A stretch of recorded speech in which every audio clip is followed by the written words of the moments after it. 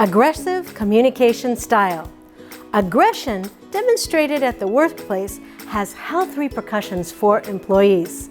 Several studies have shown that an aggressive boss will increase your blood pressure and increase by 55% your chance of getting heart disease.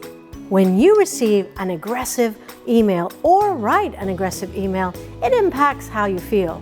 If you feel negative due to an aggressive email that you got, you might feel upset, demotivated, and angry. Aggressive communication style is detrimental to the individual and the organization. Let's take a look at an aggressive email. Missing monthly report. Hi Kathy, I'm annoyed that you have not sent the monthly report on time. This is the third time it is late in the last 6 months. This is not acceptable. When will you get this right?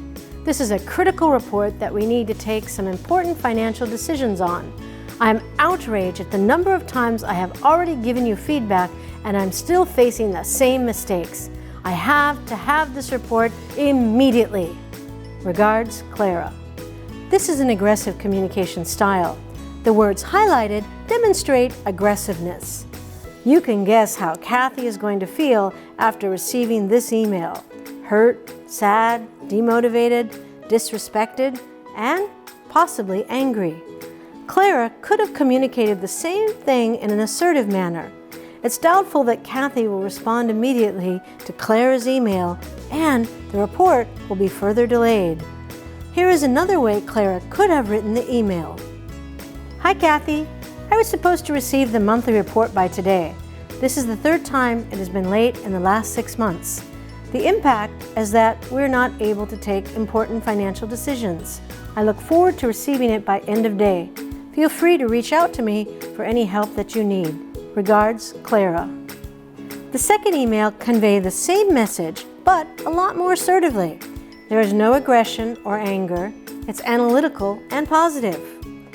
Expressing your need clearly and respecting the other person's point of view is called assertiveness. But if you're aggressive, you put your need ahead of the other person. You may not necessarily respect their view either. Aggressive, assertive, and passive. People who are assertive express what they need clearly while respecting the other's point of view. Aggressive people say, my need is more important than yours. Assertive people say, your need is as important as mine. And passive people say, your need is more important than mine. How do you know someone is aggressive? They put others down, they're overconfident, they express their view without listening to someone else. They concentrate on their results rather than the relationship and feel that they're better than the other person. Here are some examples of aggressive communication phrases. Excessive use of I statements is a sign of saying that your opinion is more important than the other person and that you're not being a good listener.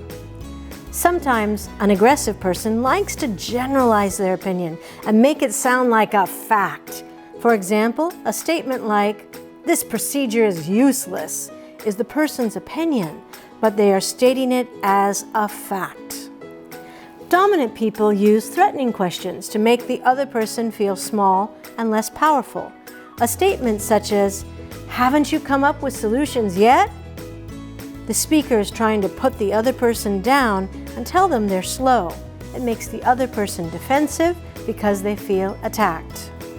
An aggressive communicator often tells what he or she wants, almost like an order, rather than requesting or asking. "The report has to be finished tomorrow or else," is a threatening statement, where the assumption is that you don't believe that the other person will do it unless he or she is ordered to. All of this generates a lot of underlying negativity. Blaming and calling names is another weapon that is frequently used. The past is never forgotten and brought up as a constant reminder. "It wouldn't have happened if you hadn't been so lazy."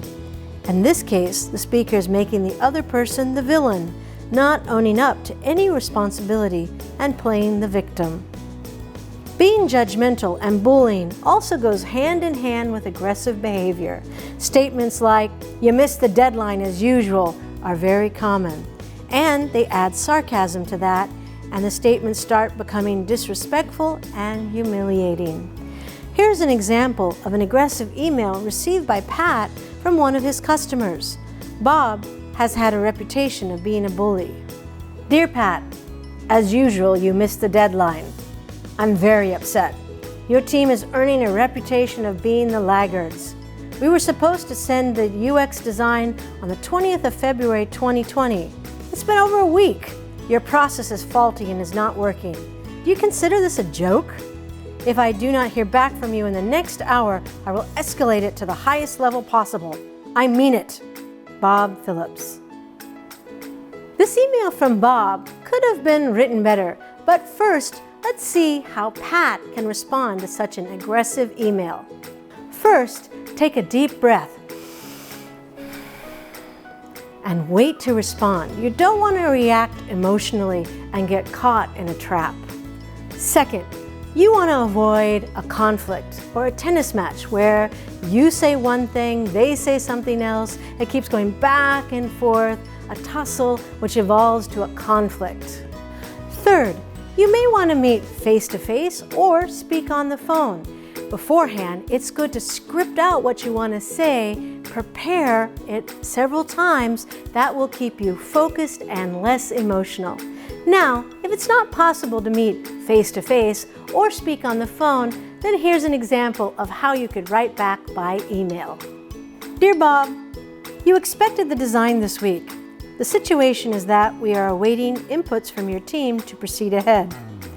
As discussed on our call on the 13th of February 2020, we are waiting for Steve's inputs on the application text and logo. We have followed up with Steve 3 times. Once we receive that, we will still need 1 week to complete the UX design. I've attached the minutes of our last meeting. Hope you have a good day. Best regards, Pat. In this answer, she first states Bob's opinion. Next, she states the facts and talks about next steps, and closes with wishing Bob a good day. Here's a couple of points to remember. First, choose neutral vocabulary. You want to avoid harsh or negative sounding words. Here's a list of sad, negative, and angry words that you want to avoid in your emails.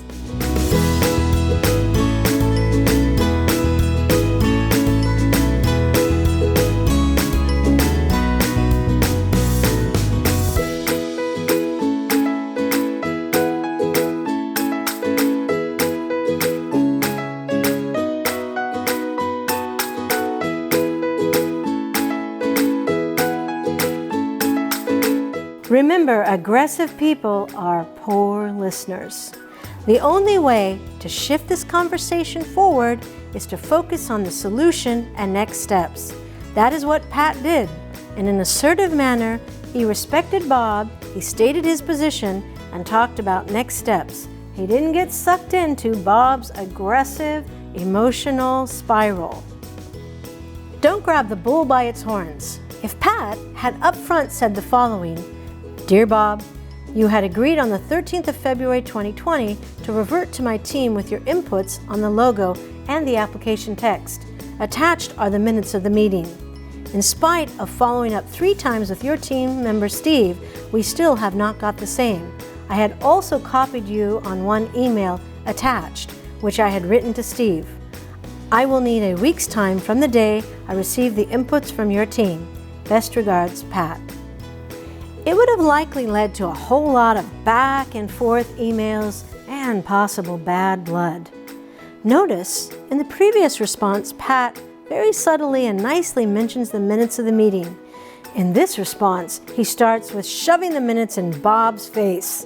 That's like telling Bob he's not attentive and doesn't know his job. Remember, if you make a tiger taste blood, he becomes a man-eater and will eat you up. So you don't want to provoke a tiger and make them angry. Go to kWurd.com to assess your communication style. Subscribe to our YouTube channel and press the bell icon to view more new videos.